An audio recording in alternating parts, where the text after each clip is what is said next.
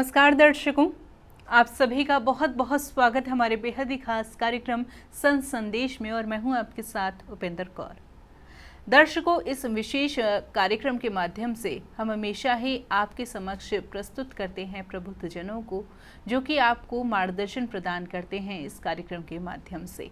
और ऐसे में आज इस कार्यक्रम के माध्यम से हमारे बीच ऐसे ही संत, ऐसे ही महात्मा उपस्थित हुए हैं श्रीधाम वृंदावन से। जी हाँ, हम बात कर रहे हैं परम पूज्य अंजनी कुमार शास्त्री जी महाराज की। तो आइए सबसे पहले मिलकर उनका स्वागत करते हैं। नमस्कार महाराज श्री, बहुत बहुत स्वागत है आपका। राधे राधे, जय श्री कृष्ण। महाराज श्री, सबसे पहले तो आपका हमें सानिध्य आज इस कार्यक्रम में प्राप्त हुआ है, उसके लिए बहुत बहुत धन्यवाद आपका। महाराज श्री, आज के समय में ना जो व्यक्ति है वो भागती दौड़ती जिंदगी जी रहा है। ऐसे में प्रभु के लिए समय निकालना थोड़ा सा कठिन हो जाता है। मतलब थोड़ा सा समय क्या, ज़्यादा समय क्या, थोड़ा सा समय निकालना ही मुश्किल हो जाता है। तो ऐसे में कम समय में किस तरीके से हम जो है अपने आप को प्रभु की भक्ति में समर्पित कर सके और प्रभु से जुड़ने का सरल उपाय क्या है? अद्भुत, बहुत सुंदर। सर्वप्रथम श्री सद्गुरुदेव भगवान को प्रणाम, श्री राधा रानी ठाकुर श्री बांकी बिहारी लाल, यमुना महारानी सर्वेश्वरी को प्रणाम। तदुपरांत मैं साधुवाद देता हूँ आपके संतवाणी चैनल का, जिसने भक्तों के मध्यस्थ हमको आने का, कुछ कहने का अवसर प्रदान किया। बहुत अच्छा प्रश्न आपने किया। रोज़मर्रा के जीवन में भगवान के लिए समय नहीं निकाल पाता इंसान।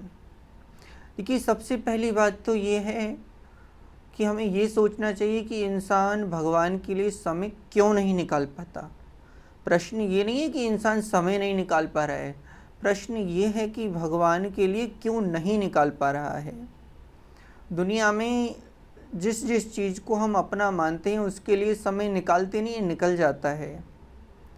एक माँ अपने बेटे को सुबह स्कूल भेजती है, उसका टिफ़िन बनाना है, उसके लिए उसे समय निकालने की आवश्यकता नहीं है, उसके लिए समय निकलता है, क्योंकि माँ बेटे को अपना मानती है, उससे उसका संबंध है।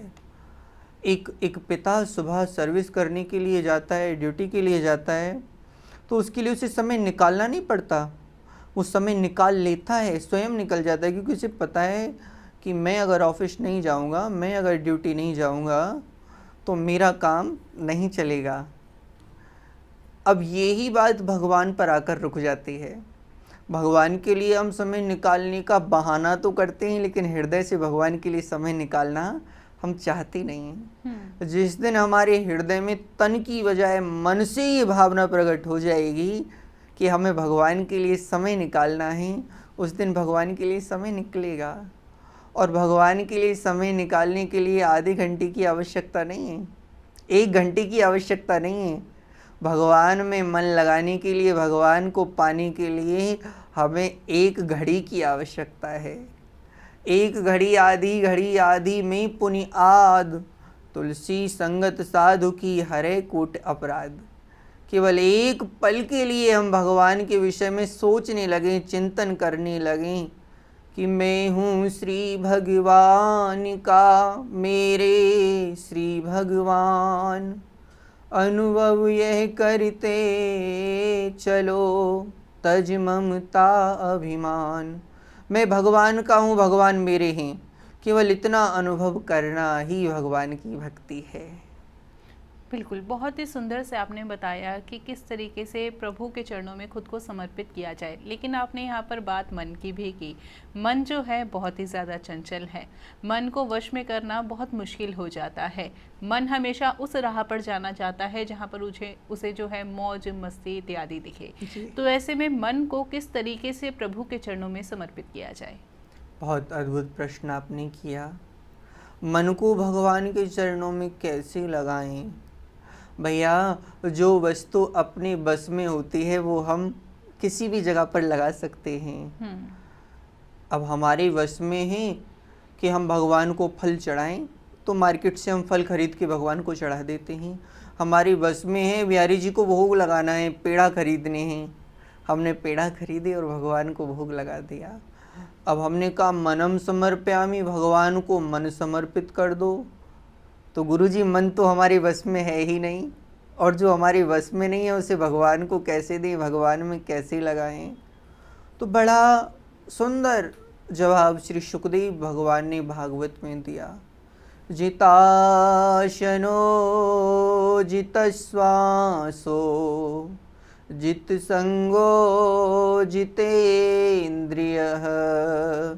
जिसे भगवान में मन लगाना है उसे अपना आचरण सुधरना चाहिए, उसका व्यवहार शुद्ध होना चाहिए, उसका आचरण शुद्ध होना चाहिए, उसका खान पान, उसका रहन सहन ये शुद्ध होना चाहिए। 4 चीज़ें सरल भाषा में मैं समझा दूं तो सबसे पहले खाना पीना शुद्ध हो, उठना बैठना शुद्ध हो। जितासनो, आसन माने आपका उठना बैठना, आपका रहना सहना शुद्ध हो। जितासनो जितश्वासो, श्वास का अभिप्राय मैं साधारण भाषा में कहूँ तो हम जो खाते पीते हैं वो चीज़ें शुद्ध हों, सात्विक हों।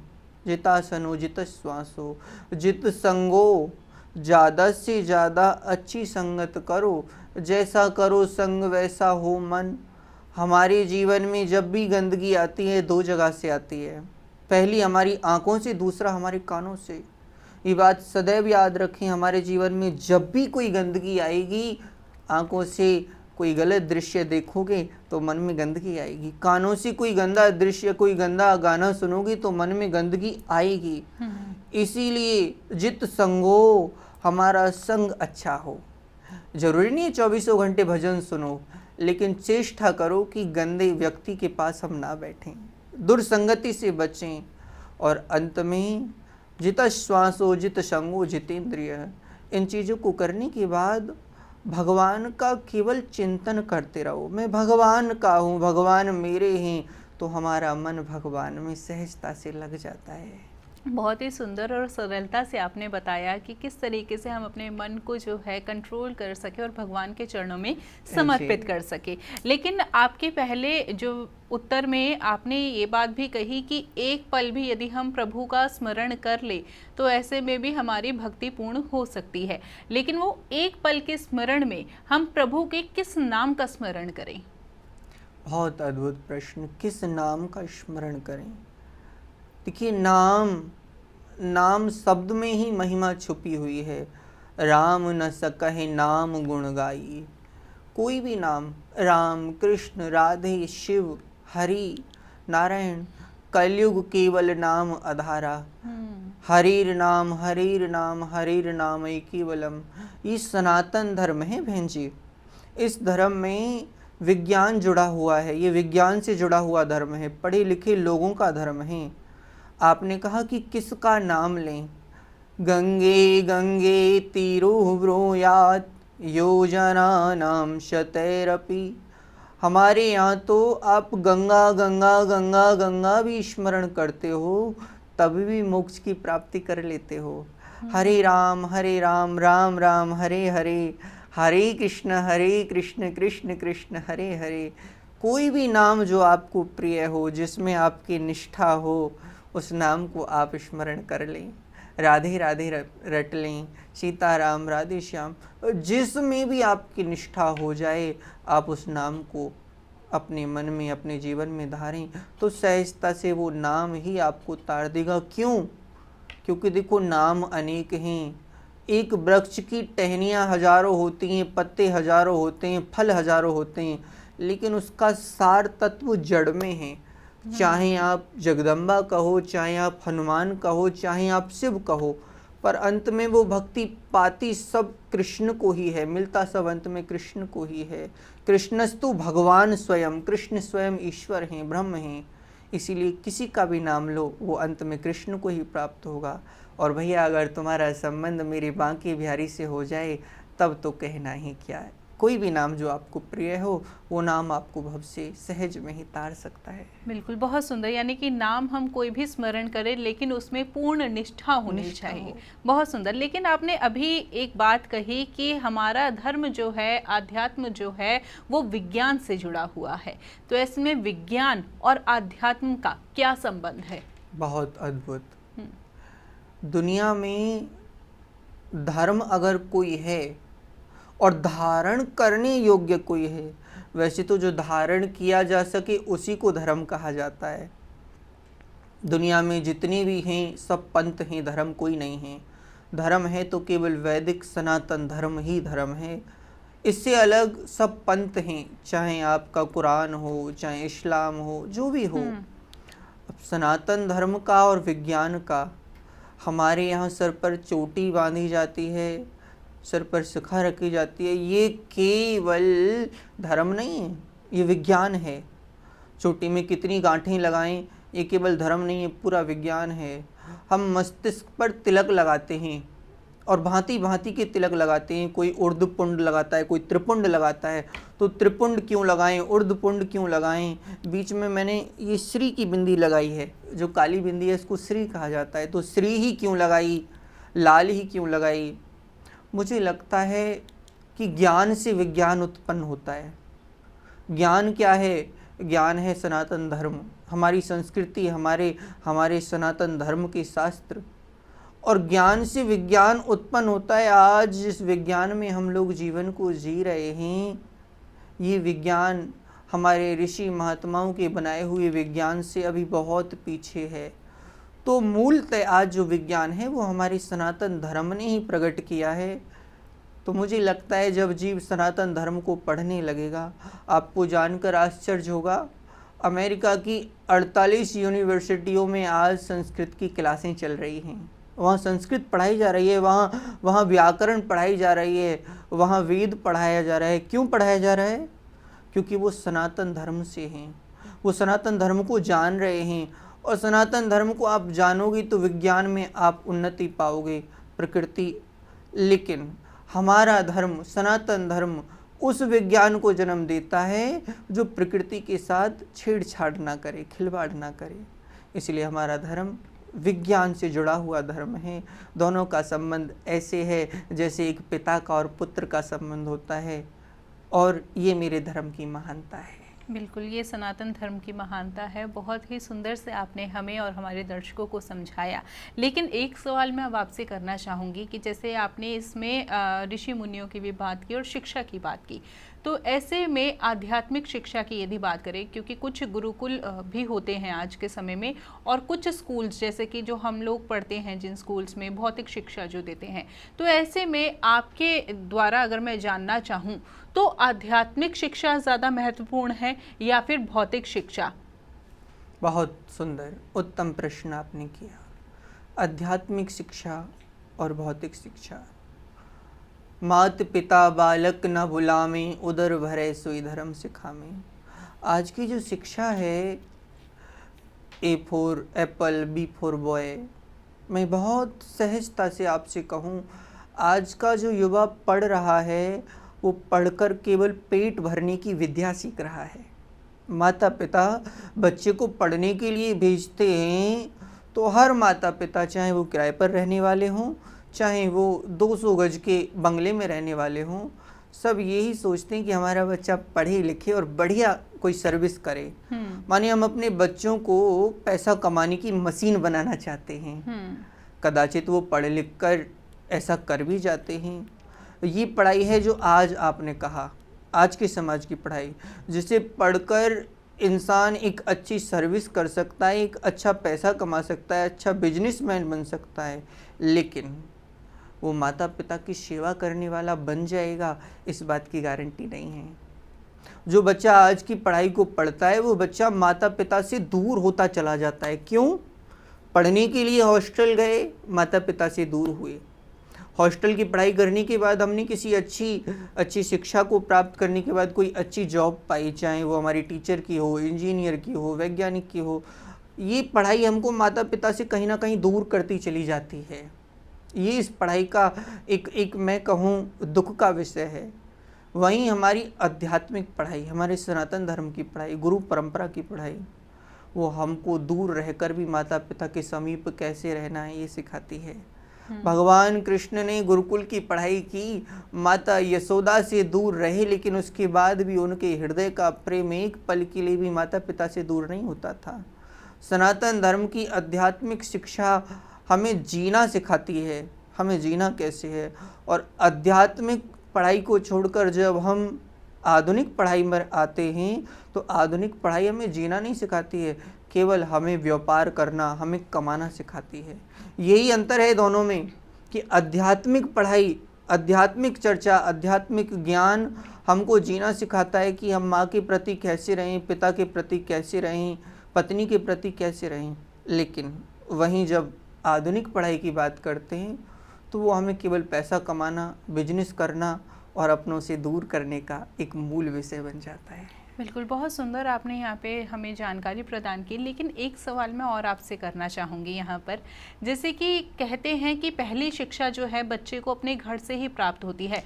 भौतिक शिक्षा की या बात करें आध्यात्मिक शिक्षा की, वो तो बाद की बात रही, लेकिन एक बेसिक शिक्षा जो होती है वो अपनी माता से, अपने पिता से, घर से ही प्राप्त होती है। लेकिन आजकल का जो माहौल है, हमारे घर का ही माहौल कई बार ऐसा होता है कि बहुत ख़राब होता है और बच्चों की जो शिक्षा है शुरू से ही गलत होती है। तो इस बारे में आप क्या कहेंगे कि इसमें किसकी गलती है? हमारे पेरेंट्स की गलती है, बच्चों की गलती है, और कैसे सुधार किया जा सके इसमें? बहुत अच्छा प्रश्न आपने किया। किसकी गलती कहें और किसकी ना कहें। मुझे लगता है बीता हुआ समय जो हमारे सनातन धर्म में, हमारे देश से जो गुजरा, उस समय में कहीं ना कहीं हमारे जो बुजुर्ग हैं, हमारे जो माता पिता हैं, उनसे ये छोटी छोटी गलतियां हुई। और ये देन थी नेताओं की, क्योंकि हमारे इतिहास को बदल दिया गया, हमारी संस्कृति को बदल दिया गया, हमारे सनातन को बदल दिया गया। केवल हमको अंग्रेजी पढ़ाई जाने लगी, केवल हमको मैथ पढ़ाया जाने लगा, केवल हमको बाहर के विषय पढ़ाए जाने लगे। माता पिता ने भी इस बात का ध्यान नहीं दिया, क्योंकि अंग्रेज़ों के जाने के बाद देश में थोड़ी सी गरीबी आई तो माता पिता को लगा कि बच्चे पढ़ेंगे लिखेंगे, अच्छी एजुकेशन प्राप्त करेंगे तो घर की अर्थव्यवस्था अच्छी हो जाएगी। अर्थव्यवस्था को अच्छा करने के लिए माता पिता गुरु परंपरा को भूल गए, सनातन परंपरा को भूल गए। अन्यथा दशरथ के घर जब राम का जन्म हुआ तो दशरथ ने सबसे पहले अपने पुत्र राम को गुरु वशिष्ठ की गोदी में दिया, और गुरु वशिष्ठ ने भगवान राम की जन्म कुंडली देखी, गुरुकुल में लेकर गए। आज बच्चे का जन्म होता है तो पार्टी होती है, बर्थडे मनाया जाता है, केक काटा जाता है, दीपक को बुझाया जाता है।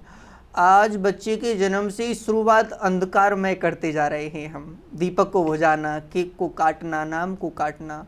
वहीं हम अध्यात्म की बात करें तो राम का, कृष्ण का पुरातन जन्म में किसी का भी जन्म होता था समय में तो उसको गुरु के द्वारा पढ़ाया जाता था, परंपराएं सिखाई जाती थी, धर्म सिखाया जाता था। और ये ही आज के समय में थोड़ा दुख का विषय बन गया बिल्कुल है। बहुत सुंदर आपने जानकारी यहाँ पर दी। लेकिन एक सवाल महाराष्ट्र में आपसे ये करना चाहूँगी कि जीवन यापन के लिए तो हमें भौतिक शिक्षा प्राप्त करनी ही होगी। अच्छे से अच्छे स्कूल में पेरेंट्स का डालने का कारण यही होता है कि वो अच्छी से अच्छी इनकम ले, एक अच्छा जीवन व्यतीत करने के लिए, क्योंकि पैसा बहुत ज़रूरी है। तो ऐसे में यदि हम जीवन यापन की बात करें और धर्म की बात करें तो दोनों को एक साथ लेकर कैसे चल सकते हैं हम? बहुत अच्छा प्रश्न आपने किया, दोनों को एक साथ लेकर कैसे चलें। देखिए, जहाँ तक दोनों को एक साथ लेकर चलने की बात है, बड़ी सरलता से मैं आपसे कह दूं, हमें कहीं भी भटकने की आवश्यकता है ही नहीं, हमें इधर से उधर जाने की आवश्यकता नहीं। हम दोनों को बिल्कुल एक साथ लेकर जा सकते हैं। थोड़ा सा हमें बदलना होगा, हम बदल नहीं पा रहे हैं अपने आप को। अभी हम कभी कभी प्राइमरी स्कूलों में जाते हैं, कॉन्वेंट स्कूलों में जाते हैं तो देखते हैं इतनी दशा खराब है। पढ़ने वाले तो हमारे ही बच्चे हैं, सनातनी हैं, लेकिन वहाँ पढ़ाने वाले लोग गायत्री मंत्र को जूता पहनकर बुलवाते हैं, खड़े होकर मंत्र बुलवाए जाते हैं, प्रार्थनाएं कराई जाती हैं। तो हम वहाँ जाकर कहते हैं भैया आप इनको खूब विज्ञान पढ़ाओ, खूब अंग्रेजी पढ़ाओ, खूब साइंस पढ़ाओ, लेकिन इसके साथ साथ मुझे लगता है स्कूलों में या घर पर भी हमें थोड़ा थोड़ा समय निकालकर बच्चों को रामायण, गीता, महाभारत इत्यादि पढ़ाने चाहिए, जिससे कि वो दोनों परस्पर मेल खाते रहें, दोनों मिलते रहें। तो ऐसा करने से दोनों का समन्वय होता रहेगा, दोनों की निपुणता चलती रहेगी। हम जब भी स्कूलों में पेरेंट्स मीटिंग होती है वहाँ जाएं, जाकर कहें कि भैया आप थोड़ा थोड़ा अध्यात्म के बारे में भी बताएं।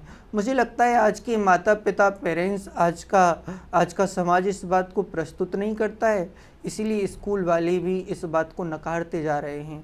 अगर हम लोग थोड़ा कठोर बनेंगे और कहेंगे जैसे हम फीस के पैसे दे रहे हैं, आपकी बुक्स के पैसे दे रहे हैं, ड्रेस के पैसे दे रहे हैं, सारी चीज़ों के दे रहे हैं, तो आप सिर्फ हमारे बच्चों को आधुनिक शिक्षा ना दें, हमारे बच्चों को थोड़ी थोड़ी सनातन शिक्षा भी दें। दोनों अगर मिलकर चलेंगी तो मुझे लगता है आज की पढ़ाई भी होगी और पुराने संस्कार और सनातन भी बचता चला जाएगा। बहुत सुंदर कि किस तरीके से हम बैलेंस करके लाइफ को चल सकते हैं, आपने बहुत अच्छे से समझाया, बताया।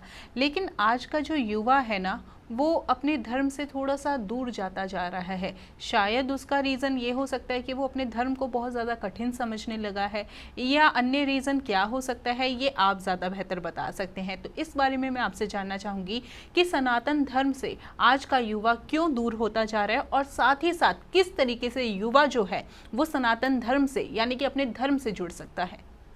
बहुत सुंदर। आपने कहा कि युवा सनातन धर्म से दूर जा रहा है। मुझे नहीं लगता कि आज का युवा सनातन धर्म से दूर हुआ है।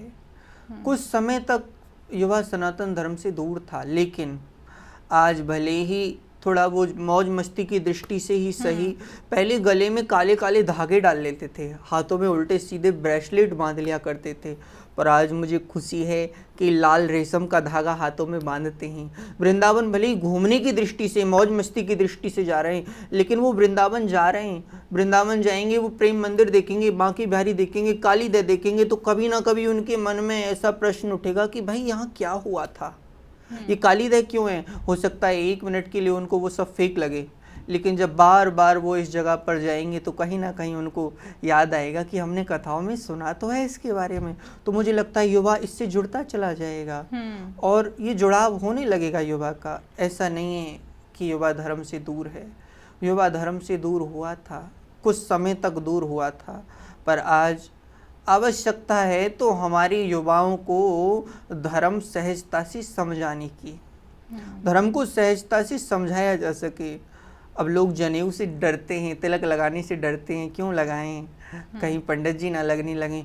तिलक लगाना केवल पंडित जी का काम नहीं है, हमें समझाना होगा कि तिलक लगाना कितना बड़ा विज्ञान है। तिलक लगाने से हमारा आज्ञा चक्र खुलता है, हमारी पूरी बॉडी एकदम रिचार्ज हो जाती है। जिस प्रकार हम लोग सैलून में जाते हैं अपने बालों को सुंदर कराने के लिए, अपने फेस को सुंदर कराने के लिए, उसी तरह जब हम माथे पर तिलक लगाते हैं तो हमारी पूरी बॉडी रिचार्ज हो जाती है। मुझे लगता है जब विज्ञान से जुड़े हुए तथ्यों को हम सनातन धर्म से जोड़कर बताएंगे तो युवा सहजता से और ज़्यादा धर्म से जुड़ने लगेगा। बहुत सुंदर से आप जो है आज इस कार्यक्रम के माध्यम से हमें जानकारी प्रदान कर रहे हैं और ऐसे जीवन के तथ्य बता रहे हैं जिससे हम अपने जीवन को सरलता से जी सकते हैं।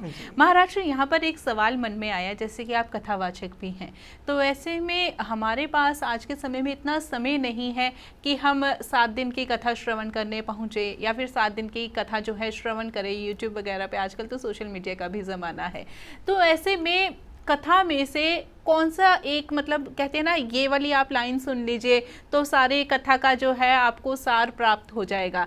तो ये जानकारी मैं आपसे प्राप्त करना चाहूँगी कि कम समय में किस तरीके से अगर हम किसी कथा का सार जानना चाहते हैं तो कैसे कर सकते हैं। बहुत सुंदर। भगवान का नाम, भगवान का धाम, भगवान की लीला और भगवान का स्वरूप, ये 4 हैं, 4 दिखते हैं पर हैं एक ही। भगवान का नाम, भगवान की लीला, जो लीला उन्होंने की है, भगवान का धाम और भगवान का नाम, ये 4 चीज़ें, नाम, लीला, रूप और ध्यान, 4 चीज़ें। घर में एक व्यक्ति होता है, अब मैं किसी का बेटा हूँ तो वो मुझे बेटा की दृष्टि से देखती हैं, बेटा के रूप में जानती हैं। मैं किसी का पति हूँ तो मेरी पत्नी मुझे अपने पति के रूप में जानती है। मैं किसी का पुत्र हूँ, किसी का पिता हूँ तो वो मुझे पिता के रूप में जानती हैं। अंजनी कुमार एक हैं, लेकिन अंजनी कुमार को देखने वालों के नज़रिया 4 हो गए। तो भगवान का नाम, आपने कहा पूरी कथा ना सुने कैसे भगवान को पाएं। भगवान श्री कृष्ण ने अर्जुन को गीता का ज्ञान दिया, 700 श्लोकों को सुनाया, जिसमें ज्ञान, कर्म, भक्ति, तीनों योग बड़े विस्तार से समझाए। अर्जुन हाथ जोड़कर बैठ गए, प्रभु मैं आपको अपना गुरु मानता हूँ, आपने अब तक मुझे वो बताया जो मैंने आपसे पूछा, अब आप मुझे वो बताएं जो आप बताना चाहते हैं। तो भगवान श्री कृष्ण कहते हैं, अब तक मैंने तुझे जो भी कुछ समझाया था ना, आपके प्रश्न का उत्तर, 7 दिनों तक जो मैं तुझे समझा रहा हूँ, दुनिया में लोग जो तुझे समझा रहे हैं, तो वो सब भूल जा। कि सर्वे धर्मान परित्यज्य मामेकं शरणं व्रज अहं त्वा सर्व पापेभ्यो मोक्षयिष्यामि मा शुच। दुनिया के जितने भी धर्म हैं सबको त्याग दो। भगवान कब कह रहे हैं? आज से 5678 साल पहले इस बात को कह रहे हैं। अब उस समय तो केवल सनातन धर्म था और कुछ था ही नहीं।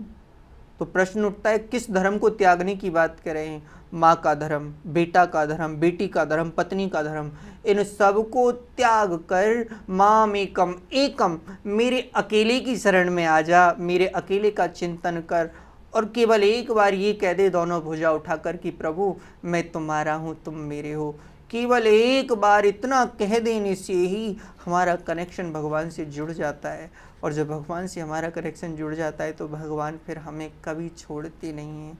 एक बार भगवान को हृदय से अपना मान लो कि प्रभु मैं आपका हूँ, मैं आपके सिवाय कुछ और नहीं जानता। सिया राम मैं सब जग जानी, करहु प्रणाम जोर जुग पानी। ऐसा मानने के बाद आप जिसे भी देखोगे उसमें भगवान का दर्शन आपको होगा।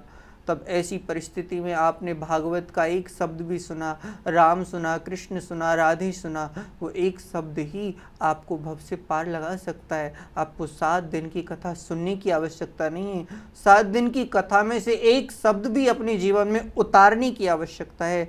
अगर एक शब्द भी आप अपने जीवन में उतार लेते हो तो वो एक शब्द ही, केवल एक शब्द ही पूरे जीवन को पार लगाने के लिए पर्याप्त है। यहाँ पर महाराष्ट्र आपने बहुत सुंदर से इस प्रश्न का तो मेरे उत्तर दे दिया, लेकिन आपके इस उत्तर में मेरे मन में एक प्रश्न उठा है, वो मैं आपसे अब करना चाहूँगी। जैसे कि आपने पहले बताया था हमें कि हम गृहस्थ जीवन में रह के जो है प्रभु से जुड़ सकते हैं, लेकिन अभी आपने कहा कि जो हम बहन है, माँ का रिश्ता है, सबको भूल के जो है प्रभु के मन में, प्रभु के लिए समर्पित हो जाओ। तो ऐसे में गृहस्थ जीवन में रह के फिर हम कैसे प्रभु को समर्पित कर सकते हैं अपने आप को? अद्भुत, बहुत अच्छा प्रश्न आपने, एकदम तार्किक प्रश्न किया है। और मुझे लगता है कि मैंने आपके प्रश्न का उत्तर प्रारंभ में ही दे दिया था, जो प्रश्न आप अभी कर रहे हो। आपने सत्य कहा कि गृहस्थ को त्याग कर बाहर आ जाए। मैंने ऐसा नहीं कहा। मैंने कहा है माँ को नहीं छोड़ना है, बीवी को नहीं छोड़ना है, पत्नी को नहीं छोड़ना है, केवल उस धर्म को छोड़ना है, उस ममता को छोड़ना है। ममता से मेरा अभिप्राय क्या है? माँ मेरी है, मैं माँ के बिना रह ही नहीं सकता। पत्नी मेरी है, मैं पत्नी के बिना जी नहीं सकता। मैं बच्चों को छोड़ के कहीं दूसरी जगह जा ही नहीं सकता। मैं इतना व्यस्त हूँ कि बेटा की पढ़ाई, बेटी की पढ़ाई, इनकी शादी के सिवाय कुछ कर ही नहीं सकता। इस ममता को त्यागना है, इस अभिमति को त्यागना है। परिवार को नहीं छोड़ना है। परिवार में जो झूठी ममता फंसी हुई है, उस ममता को छोड़ने की आवश्यकता है। साथ ही साथ महाराष्ट्र के सेवा प्रकल्पों से यदि आप जुड़ना चाहते हैं या फिर महाराष्ट्र से कथा करवाना चाहते हैं तो उसके लिए नंबर्स लगातार आपकी टीवी स्क्रीन पर दिखाए जा रहे हैं। आप इन नंबर्स पर कभी भी कांटेक्ट कर सकते हैं। फिलहाल वक्त तो चला है कार्यक्रम को यहीं पर विराम देने का। महाराष्ट्र आप जुड़े, कीमती जानकारी दी, बहुत बहुत धन्यवाद। राधे राधे। बहुत बहुत धन्यवाद। जय श्री कृष्ण। जय श्री कृष्ण। नमस्कार दर्शकों।